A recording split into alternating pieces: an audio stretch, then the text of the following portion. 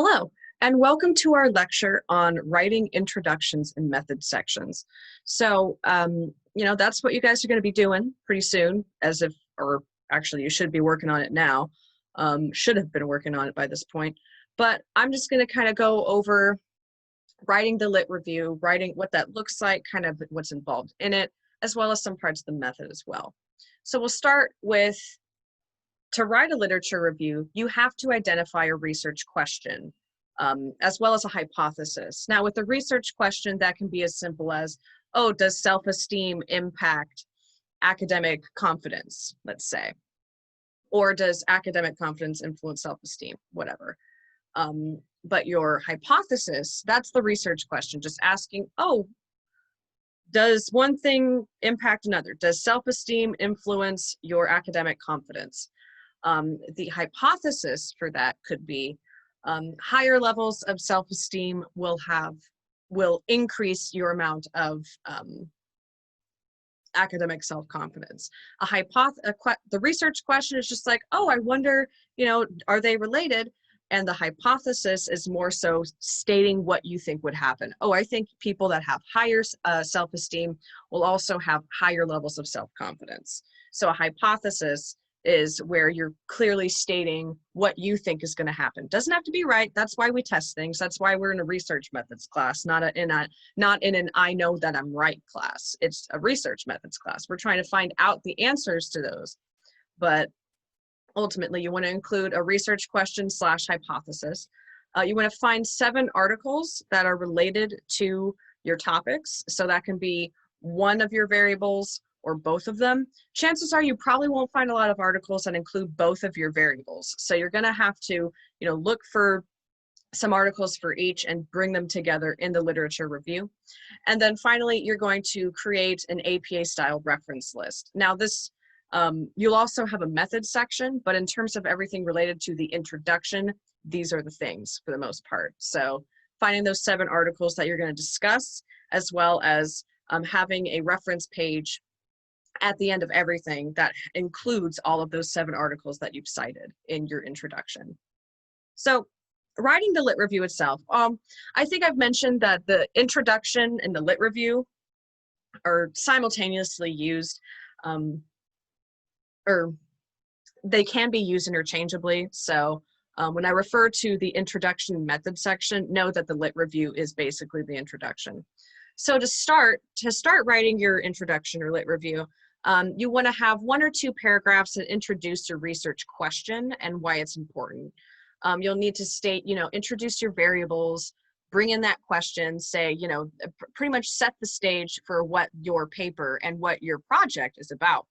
You want to try and open it in a way that'll, catch the reader's interest. I always try to avoid the textbook definition or Webster's dictionary defines variables as such and such a thing. I try to avoid that. But just including information, it's like, oh, academic self-confidence. We have a lot of, there's a lot of questions regarding academic self-confidence during current times with COVID. That could be a direction that you could go. But just make it interesting. And just be sure to introduce your variables as well as your research question in those first 1 or 2 paragraphs. Next is the bulk of the introduction section, the literature review itself. So this is where those 7 articles come in. This is where you're going to be discussing, oh, okay, we have, so-and-so states, you're going to include information on articles that are pertinent to your research. So I make sure to avoid articles. You guys obviously have human participants, you're surveying your friends, your family, whoever's going to respond to your posts on social media to take your survey. So that your participants are more than likely going to be human. So when it comes to articles that you find, if you see, let's say stress, that's a simple one. I always use stress as an example.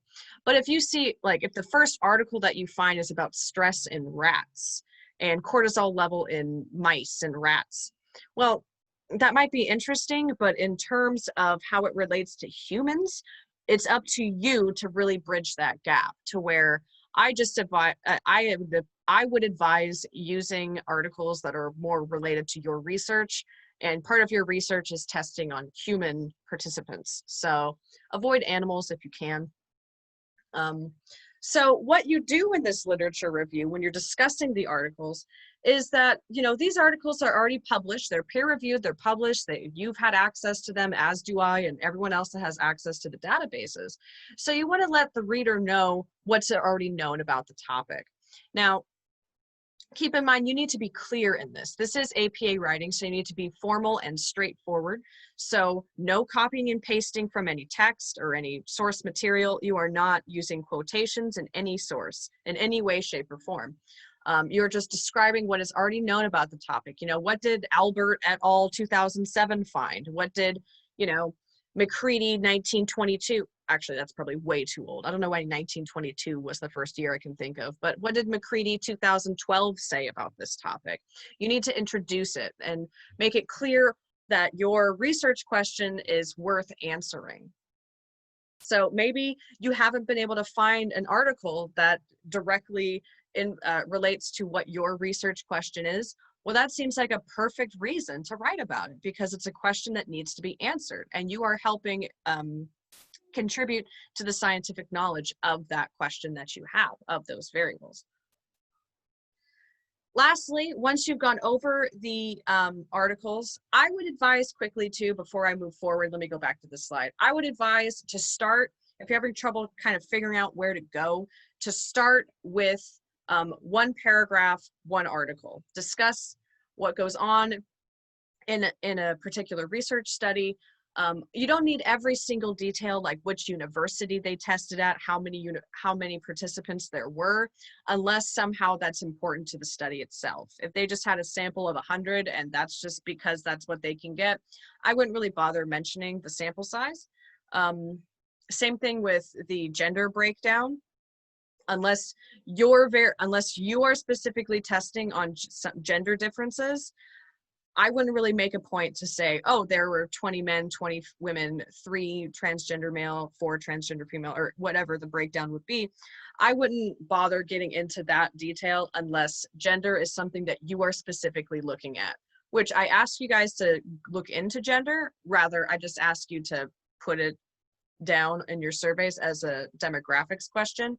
But in terms of your research question itself, what you're hypothesizing, what you're actually testing, gender is likely not something that you guys are looking at. So with that being said, try to avoid just including information that doesn't need to be there. Talk about their research methods. What did they do? What did participants do? Was it experimental design? Was it correlational? Was it quasi? Was it between or within subjects design? What did they find? What did they think was going to happen, their hypothesis, and what actually happened, their results? This is information that you need to include when you discuss your articles. You want the reader to have a gist, they want the reader to have an idea of what happened in this article without having to read it themselves. Anywho, moving on to the closing. So once you've done the introduction of like, this is my research question, this is a little blurb about the variables that I'm looking into, you get into your articles where you talk about your 7 articles in depth. Then your closing, the last part of your literature review, is going to be 1 or 2 paragraphs that now state your hypothesis or hypotheses if you have more than one. Now, you mentioned your research question before. Oh, does self-esteem impact academic self-confidence? In these last 1 or 2 paragraphs of your introduction section, this is where you should say, okay, I think, or well, rather the current study is focused on if higher levels of self-esteem will cause an increase in academic self-confidence, or whatever your hypothesis is. You know your hypotheses at this point, so you should be able to put that in your introduction section. So you will state what that hypothesis is, and you'll kind of briefly go over, kind of do a brief summary of what you've discussed with your articles. So you'll say something like, oh, while Albert 2007 and McCready 2012 really focused on the self-esteem in this aspect, and so and so and so and so focused on the academic self-confidence and how it's an impact and how we do a lot of things or whatever. The current study is focused on looking at higher levels of self-esteem and if they have an impact on academic self-confidence or something to that effect. But also, before you conclude your introduction, you want to be sure that you include an overview of your method. So this is a brief description of what you are going to be doing in your study. Now, you don't have to go into great detail because the method section comes next. So all the detail that you're not including in this little blurb at the end of your introduction, you are most certainly going to include in your method section. That's what the section is there for. So you're going to state, oh, okay, you know, this is a between subjects, experimental design, or within subjects, quasi, whatever it is that you're doing. You're going to briefly state what it is and say, oh, you know, we used an online survey tool to gather information using a between subjects experimental design. That's all you have to say, just a brief little blurb. And then boom, once you get into your method section, then you can really get into the depth and detail that's required. But this serves, the end of the introduction, when you talk about your method, serves as a transition to that next part of your paper. Now, the same thing can be said about each of the paragraphs that have your articles in them. In the bulk of your literature review, of your introduction section, again, you're going to be discussing the 7 articles that you've looked up and you've, you know, researched. However, when it comes to going from one article to the next, you don't just throw them in blindly. You don't just, oh, well, this one was the first one I looked up, so this will be the very first one that I mentioned.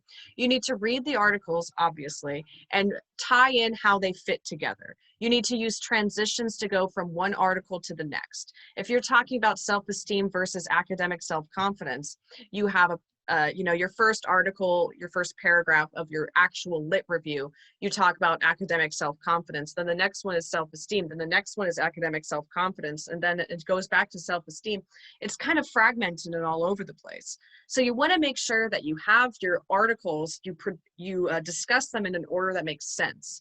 And you have transition statements at the beginning or at the end of paragraphs to really go from one idea to the next. Because even though you could have 4 articles on self-esteem, guaranteed that they're probably not all exactly the same way of measuring self-esteem, or they don't have the same research design. There's going to be differences, even if all of your articles are on one variable, or even if you know, doesn't matter how many articles you have for a variable, you still need a transition from one to the next to make sure that you have a clear, concise, and, you know, just clear just transition from one to the next. So the reader reads it and is realizing, okay, so that article's over. I understand what happened. Okay, now they're going into the next one. Oh, it's still about self-esteem. Okay, cool, I'm on board. If you get kind of jumbled with that, it's really easy to lose your reader when you're writing an introduction section. So some possible themes you could have with a literature review or an introduction is consistency. So you find articles and you find that they tend to have rather consistent results across the board. So that can be something that you state. Uncertainty. Maybe one article found that self-esteem is really impactful to the academic realm, and another article found that self-esteem has no impact, and it's the articles that you're finding are ping-ponging back and forth between those two things. That'd be uncertainty. So you have some, you know, conflicting information going on. That can be another theme of your literature review where, you know, oh, you know, your transition can be where Albert et al. Found that self-esteem did have quite an impact on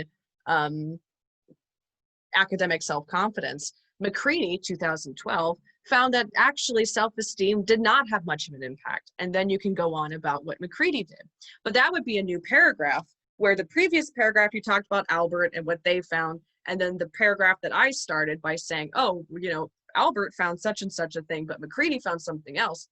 That can serve as a transition as well. They're both talking about self-esteem, but they found conflicting results. So that can serve as your transition.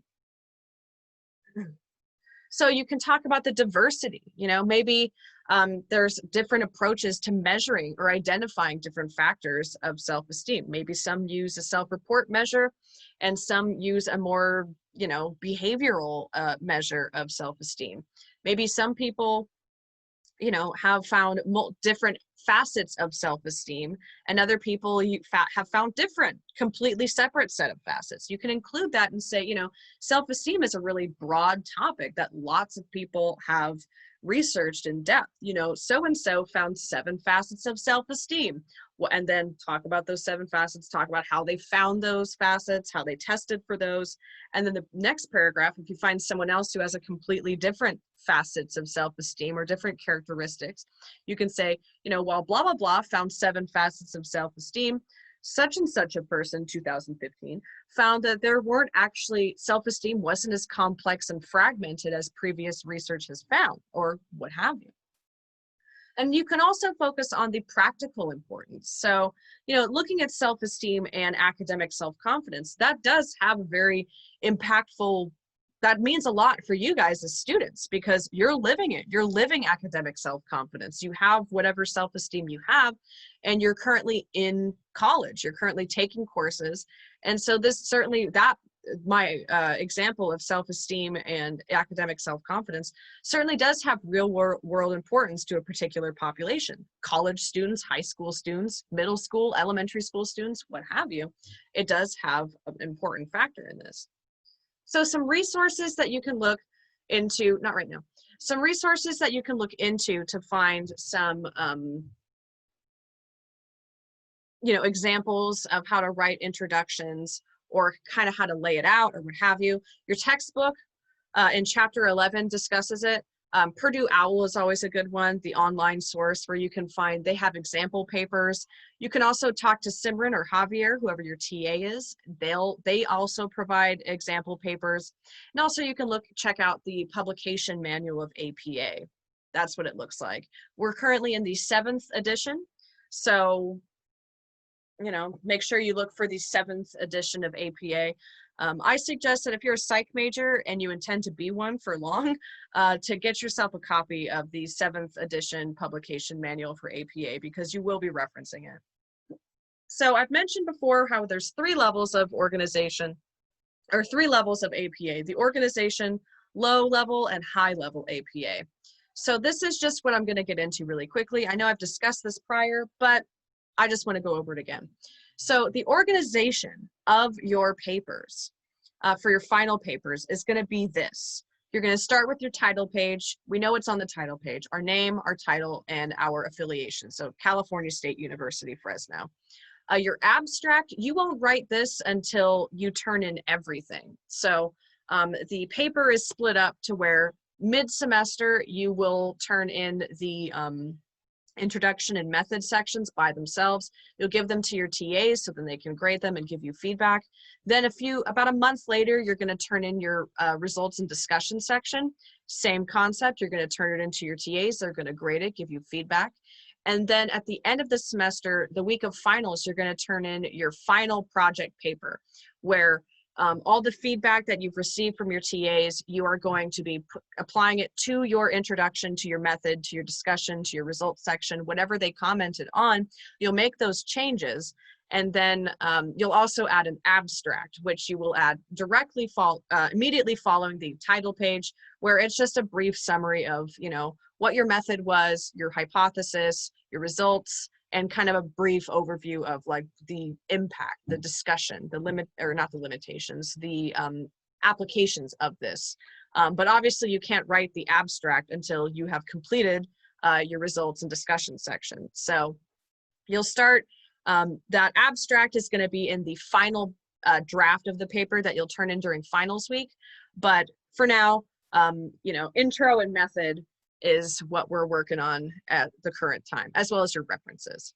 But following the abstract comes your introduction and your method, then your results and discussion, and then finally, you're gonna include every article that you've cited for your in-text citations in the references page. And that needs to be formatted in proper APA style. So the following outline, this is the introduction, like the lit review I was discussing earlier, just a little brief, kind of a brief synopsis of it. So the opening, the topic, and the importance, so your research question and introducing those variables. The body of it, the bulk of your introduction section is going to be discussing those articles. And finally, the summary of the articles for the most part, and a brief mention of the method is what's going to be concluding your introduction section. So keep in mind that as we continue forward, if you've had to alter your method, let's say that you turn in your intro and method paper, and then by the time you actually collect data or just some point along the way, you have to change your method for some reason. Maybe you started with within subjects and figured out, you know what, that's just not feasible. I'm going to try between. If you do any sort of changes, it's okay if in this first draft of your intro and method, it still has those old things that you did. Just be sure that any adjustments that are made, any things that you do different from what you've written before, you'll need to adjust for the final paper. So if you started with within subjects, you turn in your paper, the first draft of the intro and method section saying within, a couple weeks down the line, you realize, nah, we got to change to between subjects. You want to make sure that when you turn in your final paper, the week of finals, that you have changed it to properly dictate what you did. So if you changed it to between, make sure you write it that it's in between, that it's between subjects. Yeah, I'll mention that later. Okay, so for the method section, we have likely you guys are going to have two subheadings. You guys are going to have participants. So who do you expect to be in the study? Fresno State students, college students, people around the general age group you are. I don't know, but I would just stick with Fresno State students or just college students as your population of who you expect to be in the study. But you have students. You'll also want to include, how many total and the gender breakdown. Now, for this part, since you guys are still kind of working on your project, still working on getting your surveys together, for this part, when you turn in your intro and method section, for the part where you need to say, oh, how many men, how many women, how many people that classify as other, transgender, male or female, you can just have placeholders, meaning that you haven't sent out the survey yet, but the method section is due. You can say, oh, we had a total of X participants with X men, with a total of X amount of men and X amount of women and X amount of people who classify as transgender, male or female, or what have you. So you can just have placeholders for now. Since you still need to write the participants section of the method, just have a general we're going to have Y amount of men, Y amount of female, or what have you. Just make some indication that you know that what goes into there. It's okay if you don't have the numbers yet. Just make sure, again, once you turn in the final paper, that you be sure to update those X amount of men to like 52 or whatever the actual number was. So the design and procedure section would be another heading, would be the next subheading of your method section. And here you're going to talk about the design. So was it a quasi or a true experiment? Did you have between or within subjects? What was your independent variable and what were the conditions? What was your dependent variable and how did you measure that? That would be part of the design of the design and procedure section. Next, you're going to get into what the participants actually did. So they had access to an online survey, where the questions were like, we included gender question asking for gender and age as demographics. Then you can get into the materials. So what surveys did you use? You didn't have to write your own surveys. So if you used a different survey that you found on like Psych tests, where someone else has already done it and you're just using it, you want to make sure you cite that. Just once you explain the procedure where you're talking about what the participants did, that's where you can kind of mention the materials and what surveys you used. Or if you created your own surveys, you want to make sure that you also include, you want to also include that information. So include some, if you wrote scenarios, include one of the examples you have of a scenario. If you included, if you wrote your own questions, have a couple of examples of that. So with high and low level, let's talk about that. So for low level, it's pretty much the basics. Now for a lot of these, it can be across the board, like make sure that your grammar and spelling and word usage are correct. I can't tell you how many times I've seen the wrong whether, as in whether or not you will get a good grade on this paper. It's not weather as in rain, W-E-A-T-H-E-R, W-E-A-T-H-E-R. Yeah, that is like how it rains. Whether or not you will do well on this paper, W-H-E-T-H-E-R, depends on partially how well you execute this low-level APA style. So some of these basics are just the structure. So is it making sense? Are you using paragraphs? Are you indenting your paragraphs? Are you using proper grammar and spelling? Are you using the right words? Are your in-text citations correct? Keep in mind that the in-text citations are the citations that you'll actually read in the introduction section or in the method section if you've used a peer-reviewed survey or test. So you want to make sure that you're using proper in-text citations. Keep in mind that the only things that should be in a citation in the text should be the author's last names and the year, nothing else. But you need to make sure you do those correctly. So parenthetical or non-parenthetical, you need to make sure that you write them correctly. The references page, have you done those in proper APA style? So I kind of say that low-level APA is, does your paper look like it's APA style? You know, it has proper grammar, proper functioning of your sentences, proper spelling, the citations are done correctly, etc. So here's some examples where for low-level APA in terms of the numbers. So anything above 10, you can write out the number 1, 2, or 15 is 1, 5. But if it's below 10, you will write out, like we had 2 conditions, TWO conditions. Also, if you have a sentence starting with a number, you'll also just write out the number. Well, here, that's just a little example. But in terms of the reference list, you can always use the Purdue OWL. This is from that website, in fact. So, you know, you want to make sure that you have the author's last names and their initials of their first and middle name if they have it.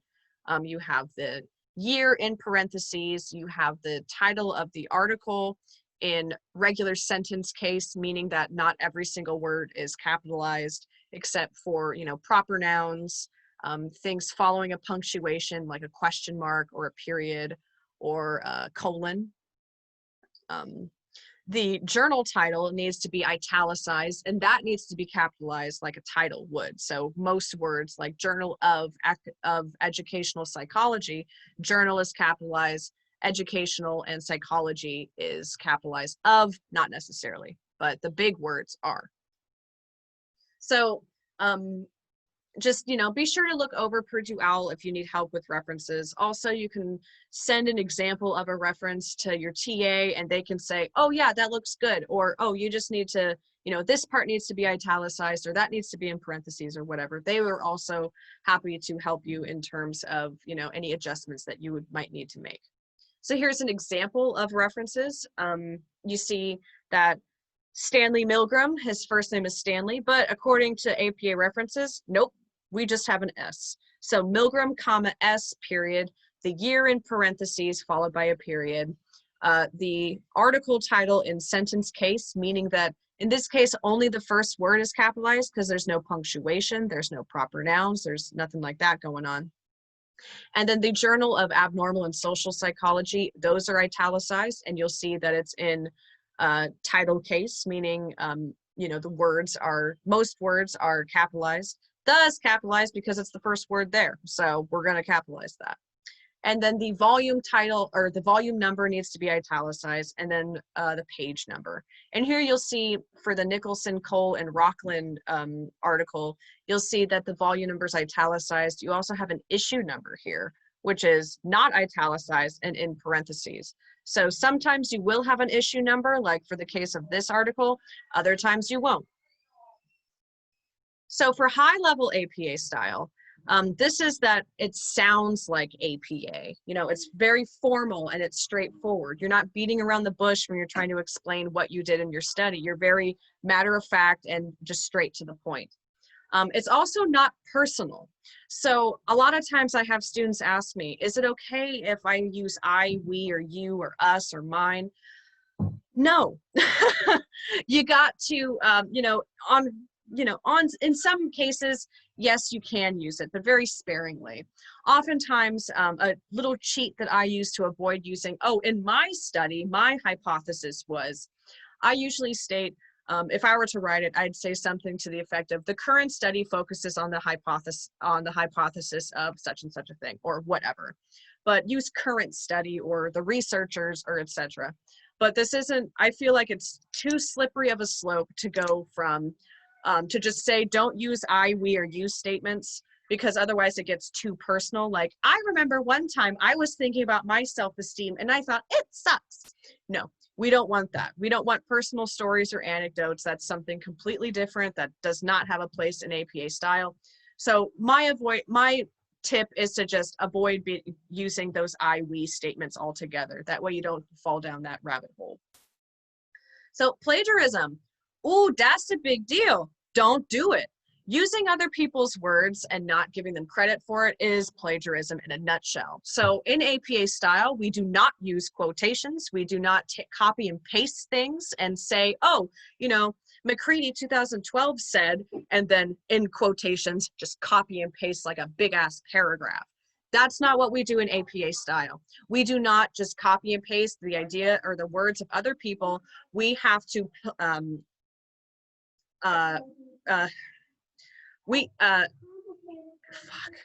okay. Sorry, talking. I can't talk and hear talking at the same time. We have to paraphrase. So we can't just copy and paste what McCready 2012 said and then say, oh, we're done. That's my paragraph on McCready's article. No, that's not okay. You have to read it and put it in your own words and discuss it. So this also includes the general sentence and paragraph structure. You just need to, what I suggest is, as you're reading articles, take notes in the margin or in a notebook or separately in your words. And then when it comes to writing about those articles, then you use your notes, and just that way they're in your words. So when you go to write your paper, you're not going to have that crossover. Don't read an article, don't have an article in one tab and your paper in the next and just kind of go back and forth, because you gonna plagiarize that way. So one thing too, in terms that I see, one note that I want to make, when it says don't include common knowledge, or does not include common knowledge, just to be careful, is the idea of platitudes, which is essentially when you say something like, everyone knows that self-esteem is important, or something like that. When you say everyone knows, or no one's ever thought to do this, everyone knows that the sky is blue. That's a platitude. That's overgeneralization, saying that everyone has this common piece of knowledge. It's lazy writing. And also, when you say something like that, when you say, people know that the sky is blue, this is APA style. So if you're going to start saying people know this, you need to include citations of what people know that and how they know that. So avoid platitudes, because it's just going to cause you to go into a deeper spiral of, God, now I got to find some freaking articles on why the sky is blue. So avoid doing that. I often see that in the opening paragraph of an introduction section, where they'll say, oh, everyone knows that self-esteem is important when it comes to schoolwork. Who says that? That's going to need a citation. Plus it's just kind of lazy writing. Okay. So I mentioned ways to avoid plagiarism. So one thing I mentioned was to, as you're reading articles, take notes in your own words on the sides. Do not use quotations. I don't want to see them. Your TAs don't want to see them. I have told them to mark you down hardcore if there are direct quotations in there. When you do discuss an article, when you put it in your own words, of course you need to give that author credit. So you need to include the citations. So there's some examples of the parenthetical citations, is this one here, Mel et al. 2007, are all in the parentheses. Non-parenthetical is when the author's names, or just author, their last names are not in the parentheses, but the year is always going to be in the parentheses. So some things that I check for: make sure that